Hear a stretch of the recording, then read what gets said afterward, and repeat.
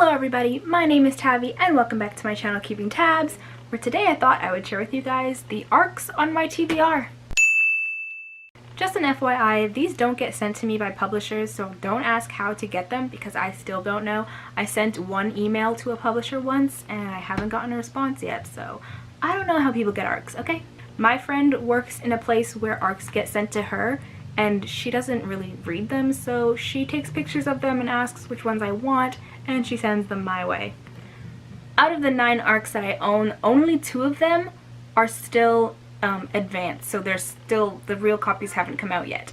And out of the 9, I only read 1, so it's probably good that publishers don't send them to me because clearly I don't prioritize these. So the first one I have here is The Witch of Willow Hall by Hester Fox. This came out in October 2nd, 2018. This is set in 1821 and follows a family who flees from Boston for a reason I'm not sure of yet and ends up living on an estate called Willow Hall. And there's 3 daughters, Catherine, Lydia, and Emmeline, I think that's how you say it. And once they start living there, there's like a strange entity or something happening in the house, and it awakens powers that one of the daughters never knew she had. And it kind of reminds me, not gonna lie, of The Haunting of Hill House, even though I'm pretty sure it's nothing like that. It's more based on witches, obviously, because it's called The Witch of Willow Hall. But just reading the flap, I got major House on Haunted Hill vibes. Next, I have The Falconer by Elizabeth May. This came out May 2014. This is an old ARC, and I haven't read this. I think it has fae. Oh yeah, fairy. Yeah, there's fae in here, and I think it takes place in the real world actually. And if it doesn't, then it's definitely Scottish or Irish based. So, interesting. I've heard a lot of mixed things about this. Don't know how I feel about it just yet, but I am excited to read it because Thoughts on Tomes, Sam from Thoughts on Tomes, enjoyed this book, and I enjoy her videos and her reviews for things, so that made me want to say yes to this book. Next, I have Frostblood by Ellie Blake, and this came out January 1st, no, not January 1st, just January 2017. This is the first in the trilogy, and this trilogy is now complete, and this is the one that I have read. I also got it signed, so that's pretty cool. Next, I have Otherworld by Jason Segel and Kirsten Miller, and I have not read this, obviously. This one came out November 2017, and I saw a lot of people hauling it, and I know that Poland Bananas Books and Catty-tastic and Jessie the Reader, they did a live show on it and they seem to really enjoy it. It's fairly short and it gives me, I almost said Oasis, but that's the name of the game. And the book is called Ready Player One. It gives me Ready Player One vibes because it involves a game that's more like a virtual reality, and yeah.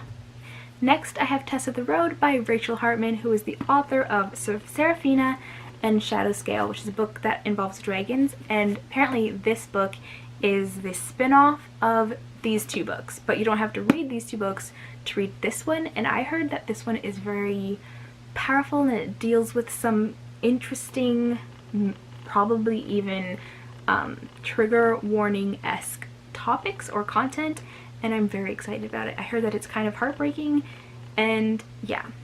This came out February 2018, and this is probably one of the books that I'm most excited to get to.